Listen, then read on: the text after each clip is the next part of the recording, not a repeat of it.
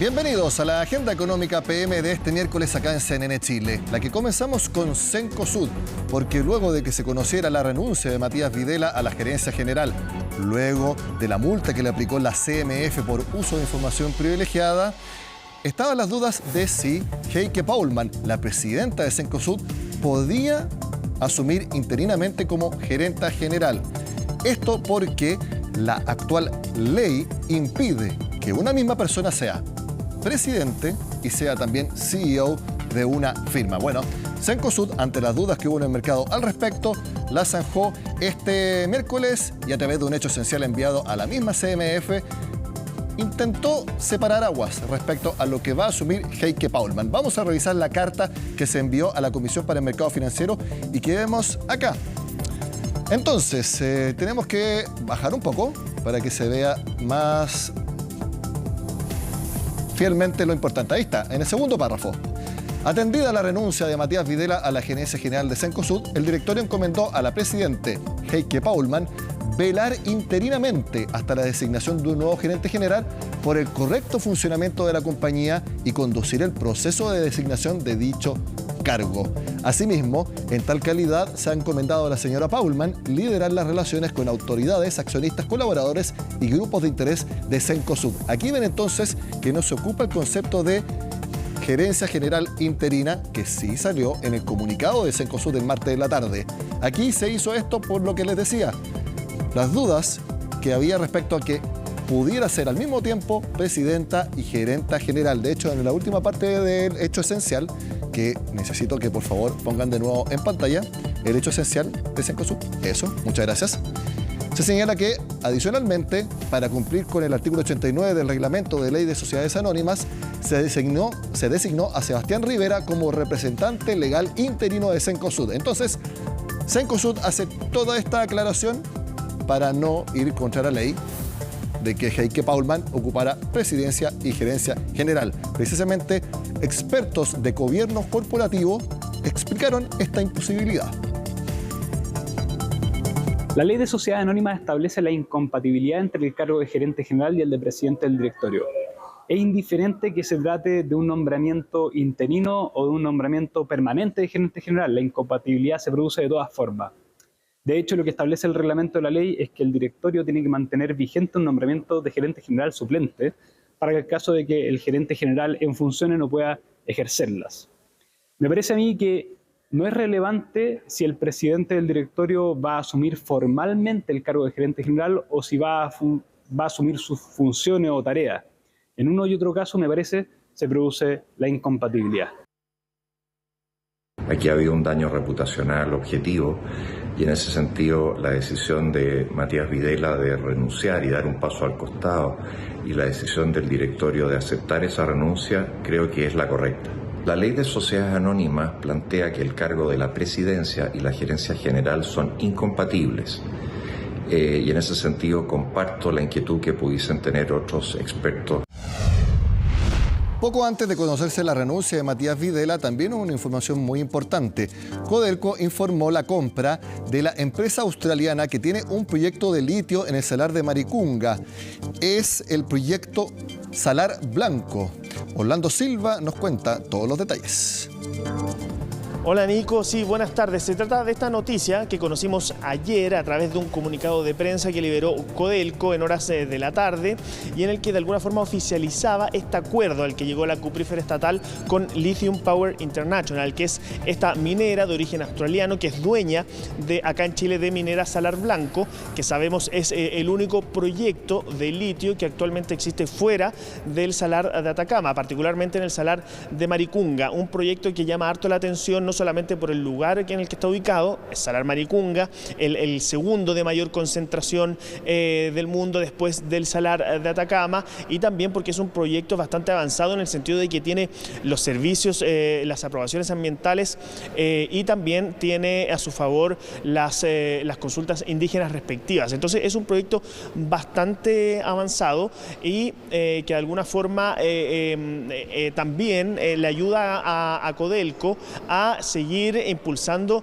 su rol en la estrategia nacional del litio. Los invito de inmediato a revisar un comunicado de prensa o parte de este comunicado de prensa que dio a conocer Codelco el día de ayer, en el que se refieren a esta operación y donde señalan lo siguiente: la adquisición de Lithium Power International es una consolidación lógica dentro del panorama del litio de Salar de Maricunga y nos posiciona a Codelco aún más en nuestra estrategia para convertirnos en un proveedor de metales críticos de relevancia mundial para viabilizar la transición energética y cumplir con la estrategia nacional del litio. La expectativa es que genere valor tanto para Codelco como para nuestro país y la región, en especial para las comunidades vecinas. Eso es lo que señalaba parte del comunicado que dio a conocer Codelco al dar a conocer esta operación sobre Minera Salar Blanco. Ambos derechos de ambas empresas están conjuntos, de manera contigua ahí en el Salar de Maricunga, y de alguna forma lo que permiten es acelerar o viabilizar la extracción y finalmente poner en práctica los proyectos que se puedan ejecutar en ese salar. Nosotros este año, luego de que se conocieran los ejes de la Estrategia Nacional del Litio, tuvimos también a el CEO de Minera Salar Blanco para darnos su parecer sobre lo que iban a hacer estas conversaciones que iban a empezar con Codelco. Yo lo quiero invitar a recordar un poco lo que señalaba él en esa entrevista que tuvo en Agenda Económica, donde se refería también al futuro de lo que podían ser esas negociaciones y de cómo podían terminar, y para compararlas con lo que ha ocurrido ahora en este momento. Pasemos a escuchar. Somos el único proyecto hoy fuera del Salar de Atacama. Nosotros en Maricunga, efectivamente, después de ya más de 7 años de trabajo, esperamos en nuestra primera etapa poder iniciar la construcción a final de este año. Nosotros somos los dueños de nuestras pertenencias mineras, en el caso de Maricunga, somos dueños del proyecto, somos dueños de los permisos. Sí, claro. Pero en una etapa 2 vamos a necesitar, por la naturaleza de nuestras segundas concesiones, vamos a necesitar una alianza público-privada con Codelco en este caso. Sí, claro. ¿Qué es lo que plantea precisamente la estrategia? Encantado de tenerla. Sí. Ahora, ¿cómo sea esa estructura? Es algo que vamos a conversar en la medida que esto avance. Pero ustedes no se imaginan que en este caso, en la minera Salar Blanco, ingresara el gobierno, o el Estado más bien, no el gobierno, el Estado con propiedad. ¿Por qué no? ¿Podría ser? Sí, absolutamente. Nosotros estamos absolutamente abiertos a que eso ocurra. Bueno, en definitiva, esta adquisición es un hito porque es la primera que realiza Codelco en el marco de esta estrategia nacional, el del litio, la que fue aprobada por su directorio y que se espera también tenga o se concrete durante los primeros meses del próximo año, cuando esta operación también deba ser aprobada por el directorio de Lithium Power International, aunque está de alguna forma aprobada por los accionistas, digo, de esta empresa australiana, pero ya cuenta con el visto bueno del directorio, que ha de alguna forma recomendado que sea aprobada. Esta operación también ha sorprendido a muchos especialistas en el tema. Consultamos a algunos de ellos y fuimos a hablar qué les parecía esta operación. Está puesta en marcha de alguna forma ya con hitos concretos de la Estrategia Nacional del Litio, que recordemos, esta misma semana supimos de esta empresa china que va a llegar a Chile, a Mejillones, a instalar una fábrica de cátodos de litio, y que por lo tanto son varios de los anuncios que se han sumado. Y lo que nos decían es que de alguna forma es un movimiento interesante porque permite poner en marcha finalmente o viabilizar de forma concreta los proyectos que están pendientes o por concretarse en el Salar de Maricunga, pero también llama mucho la atención por la situación económica que está viviendo Codelco. Los invito a escuchar las opiniones de varios especialistas sobre esta operación que se dio a conocer el día de ayer. También se plantean dudas respecto de que Codelco, en la situación en que se encuentra, con nivel de endeudamiento alto y con una serie de cuestionamientos o problemáticas en su negocio del cobre, avance tan agresivamente en este negocio del litio. También parece ser que esta acción formaría parte de la actual negociación que está realizando Codelco con SQM por el Salar de Atacama. SQM tiene una propiedad minera bastante significativa en el Salar de Maricunga, entonces me lleva a pensar de que todavía hay algunos capítulos adicionales que tendríamos que observar en esta decisión. Es una decisión interesante porque necesitamos desarrollar cuanto antes el mercado del litio acá en Chile, dada nuestra reserva. Codelco está en una situación compleja en este momento con respecto a su deuda. Hace poco fue, digamos, reducida su clasificación de riesgo, lo que significa que va a tener que pagar más intereses a futuro. Una deuda neta, digamos, de las más altas entre las empresas mineras internacionales. Y un deuda EBITDA muy alto, pero por lejos superior al resto de la industria minera. Por lo tanto, le pone ciertas dificultades porque tiene una carga de proyectos muy grande, de inversiones muy grandes, y va a ser y surge la pregunta, digamos, la duda de cómo va a financiar esta compra. Solo para finalizar, recordar que esta operación todavía, si bien está aprobada acá por el directorio de Codelco, también tiene trámites pendientes en Australia, donde debe ser aprobada por la Junta de Accionistas de esta empresa, también por la justicia australiana, pero como ya te señalaba, de alguna forma hay un visto bueno del directorio de la empresa para que sea aprobada. Esto va a ser a fines de enero de 2024, por lo tanto, inmediatamente después de esto se concretaría esta adquisición por parte de Codelco de Lithium Power International, dueña de Minera Salar Blanco ahí en Maricunga, Ánico. Hablamos de pensiones en Agenda Económica porque la ministra del Trabajo aseguró que no se ha definido que la reforma vaya a retomarse después del plebiscito, sino que una vez que se alcancen acuerdos que la viabilicen, ya que según Janet Jara sigue siendo una prioridad. No ha sido del gobierno del cual ha salido la palabra congelamiento de la reforma. Y quiero ser sumamente clara en eso. La reforma no está congelada en función del plebiscito. La reforma requiere un acuerdo para poder tramitarse. Si eso se produce de mejor forma después del plebiscito porque hay un mejor clima político, bien. Si eso se produce antes del plebiscito, porque resulta que ahora, después de 10 meses, sí hay voluntad de legislar, sería estupenda noticia. Pero la reforma no se ha congelado, la reforma para el gobierno es una prioridad. Por eso seguimos trabajando todos los días en esto, pero no podemos seguir cediendo si del otro lado no hay ninguna señal. Como sabemos, hoy se cumplen 4 años desde la crisis social y la Universidad Andrés Bello publicó un sondeo que nosotros hemos seleccionado lo más relacionado a la economía y un 49%, es decir, casi la mitad de las personas cree que desde esa fecha hasta ahora la economía de Chile está estancada. Revisemos 2 láminas de esa encuesta que las tenemos acá. La pregunta es, ¿usted cree que en el momento actual la economía chilena está en retroceso? 49%. Eso es, que el 49% dice que está en retroceso, un 36% dice que está estancada y apenas un 14% progresando. Eso es lo que dice el sondeo de la Universidad Andrés Bello. Y también le tenemos otra gráfica que la vamos a mostrar inmediatamente, que es del mismo estudio. Y la pregunta es, ¿ustedes creen que en el momento actual la economía chilena está? Y es en comparación a los otros años. Por ejemplo, la misma pregunta en 2019, las personas pensaban que un 46% que está estancada y apenas un 35% en retroceso. Pero fíjense cómo se dieron vuelta los números. Ahora es mucho más lo que creen que está en retroceso. Ese es el verdadero número. 49% cree que la economía está retrocediendo en vez de avanzar.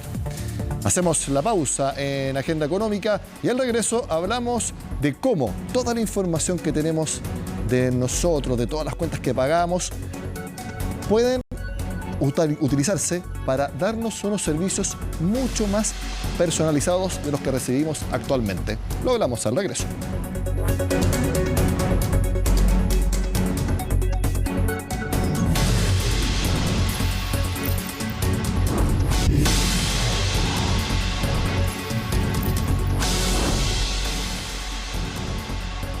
En los últimos años, con el avance de la digitalización, todos tenemos decenas de cuentas en bancos, distintos servicios, boletas pagamos todo el tiempo y por lo tanto tenemos muchas formas de medir nuestra situación financiera. y si lo digo como una persona natural, imagínense cuando es una persona jurídica, una empresa. Son cientos de formas de medir cómo es la capacidad de pago de una firma. Bueno, ante toda esta información que se va actualizando a cada momento, es muy importante saber cómo optimizar la experiencia financiera de un cliente para así que una institución sepa exactamente cómo es nuestro comportamiento de pago y al mismo tiempo esas instituciones sepan exactamente qué ofrecernos a nosotros como clientes. De todo esto vamos a hablar con Max Ortiz, que es el CEO de Fapro y que está con nosotros acá en Agenda Económica. Max, gracias por acompañarnos. Gracias, Nico, por la invitación. Muy importante. Cuéntanos sobre Fapro, la firma que tú fundaste. ¿Hace cuánto tiempo están en el mercado y actualmente qué es lo que están haciendo? Mira, llevamos aproximadamente 4 años, un poquito más de 4 años. De hecho, siempre hemos dicho que somos hijos del rigor. Partimos pleno estallido social, después se nos vino la pandemia. Y hoy día lo que estamos haciendo es justamente apoyar a la banca en la digitalización de procesos, focalizados en conocer justamente a sus clientes. Es importante, hoy día existe un desafío para la banca de mejorar la experiencia y no hay mejor forma de hacerlo que justamente conociendo al cliente. Un poco enfocado en lo que decías tú, cómo entregarle productos recomendados y cosas por ese estilo. Exacto, porque cuando uno habla de una evaluación crediticia, por ejemplo, quien va a pedir un crédito hipotecario, te piden últimas liquidaciones de sueldo, cotizaciones, si tienes una propiedad, si tienes autos. Todos elementos bastante estándares, pero con el avance de la digitalización, y yo lo que decía en la introducción, todas nuestras formas de medir cómo somos a la hora de pagar, eso está quedando bastante obsoleto. Sí, efectivamente. De hecho, podemos ver que en los últimos años no ha cambiado, en los últimos varios años, de hecho, no ha cambiado la forma en cómo se analiza a las personas naturales, a las personas jurídicas, personas finalmente de pie o empresas. Y de hecho todos lo hacían de la misma manera, revisando un poco la información tributaria, un poco el comportamiento interno y el famoso DICOM, que lo venimos escuchando hace muchos años. Y por lo general, los indicadores que teníamos fuera del análisis, que era el DICOM, era solamente un análisis negativo. Pero eso no quiere decir que las personas solamente tengan información negativa. Por lo general podemos acceder a información positiva que nos permite justamente perfilar a las personas, a las empresas y entregarle un producto que sea acorde a lo que necesitan, a su realidad, a su contexto y a sus necesidades. Que eso justamente es lo más importante. Y ahí es donde existe un foco y una optimización en todo este proceso de la experiencia a través de todo lo que han hecho las fintech hoy día, de todos los procesos tecnológicos, conexión a diferentes fuentes de información que te permitan justamente conocer más en detalle contra quién estás hablando. Exacto, porque uno como persona paga cuentas de servicios, paga servicios de streaming, paga créditos hipotecarios, paga colegio, paga de todo. Entonces hay tanta información disponible que quedarse solamente en uno o dos conceptos que quizás puedan ser los mayores en monto que uno destina mensualmente, pero hay tanta información para que la banca o las instituciones financieras realmente se puedan hacer una idea fidedigna y justa de cómo soy yo como cliente, que yo creo que falta avanzar en eso. Sí, efectivamente. De hecho, ahí es donde hay muchas oportunidades. Porque hoy día todos recibimos los típicos correos del banco que nos llegan los créditos preaprobados o el típico producto de inversión que no tiene ninguna relación con lo que yo hago, con mis necesidades, con cómo invierto regularmente. Finalmente son campañas de disparo de correo a ver si le apunto a alguno que quizás apriete el clic. Bueno, en estricto rigor por el tema de phishing no hay clic, pero que vaya a la página y que convierta finalmente. Pero en estricto rigor no es lo mismo hablar, por ejemplo, con un Nicolás que con un Max. Hay diferentes contextos, hay diferentes realidades. Y el banco sigue tratando de mejorar la experiencia ofreciendo ofertas masivas para necesidades particulares. Y al conocer los perfiles de las personas y empresas, se pueden hacer que estas ofertas sean justamente optimizadas a la realidad de cada contraparte. Por ejemplo, hoy día está la tecnología acá en nuestro país para hacer el scoring, que es tradicional en Estados Unidos, que a uno le ponen notas de acuerdo a todas las variables que nos miden como un cliente. Sí, efectivamente. De hecho, el scoring hoy día en Chile se hace. De todas maneras, cada vez ese scoring o evaluación, como se conoce más en español, la podemos ir perfeccionando. Finalmente, el scoring lo podemos hacer con muy poca información que se ajuste no realmente a la realidad o con más información, con información que tenga sentido, se puede ajustar cada vez más a la realidad.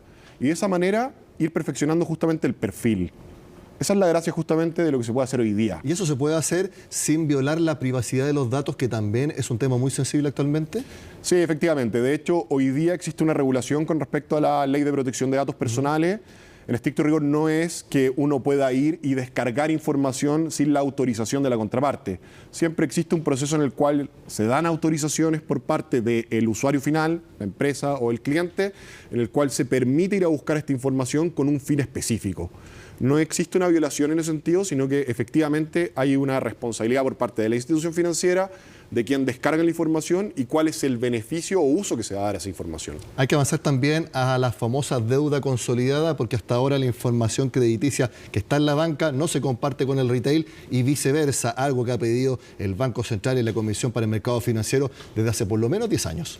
Sí, efectivamente. De hecho, la deuda consolidada solo permite mejorar la condición de quién es deudor hoy día.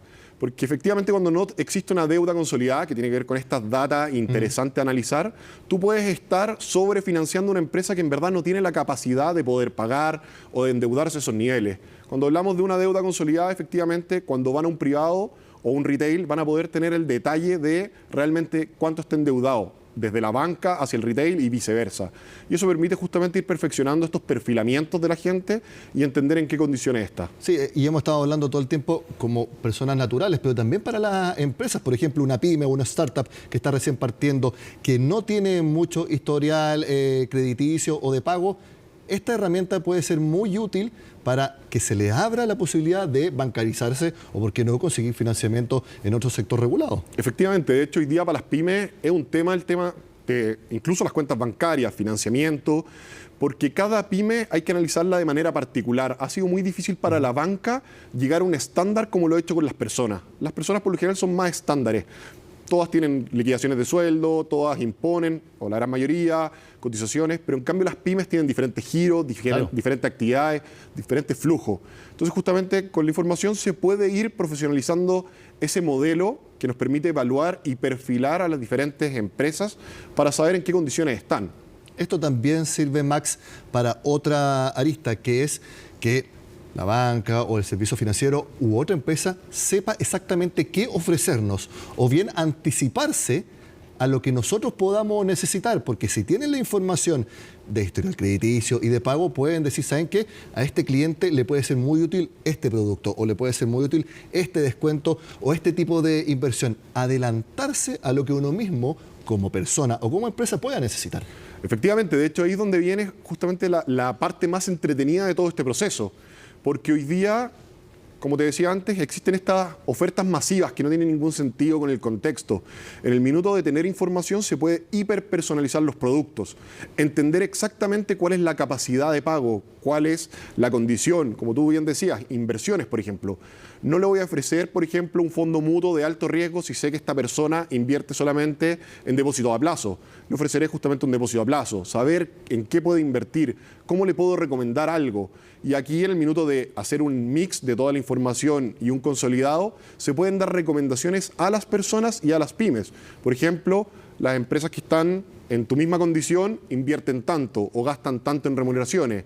Por ejemplo, a personas, las personas que están en tu realidad invierten en este tipo de productos financieros, por edad, por contexto, por información, sueldo, etc. Entonces, ahí donde el banco, más que solamente ofrecer productos, se vuelve un apoyo en lo que es la gestión interna de las empresas y de las personas. ¿Tú crees que lograr bien esta hiperpersonalización del cliente va a hacer lo que en definitiva nos haga decidir entre una institución y otra?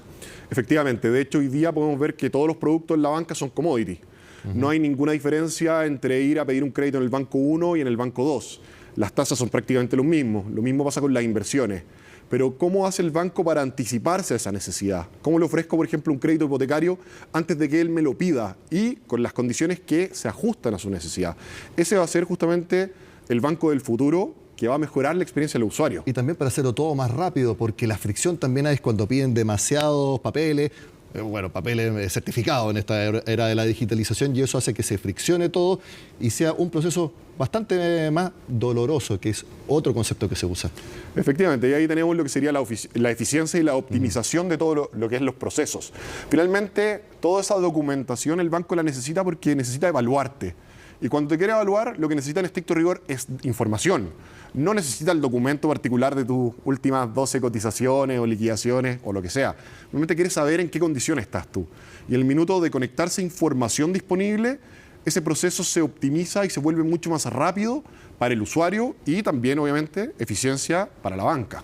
Muy bien, es un fenómeno que obviamente va a ir avanzando y sobre todo también cuando entre en rigor específicamente la ley FinTech. Es un tema que también vamos a hablar más adelante acá en Agenda Económica. Max Ortiz, CEO de Fapro, gracias por estar con nosotros. Muchísimas gracias, Nicolás. Con esta conversación terminamos la agenda de este miércoles. Sigan con nosotros acá en CNN Chile.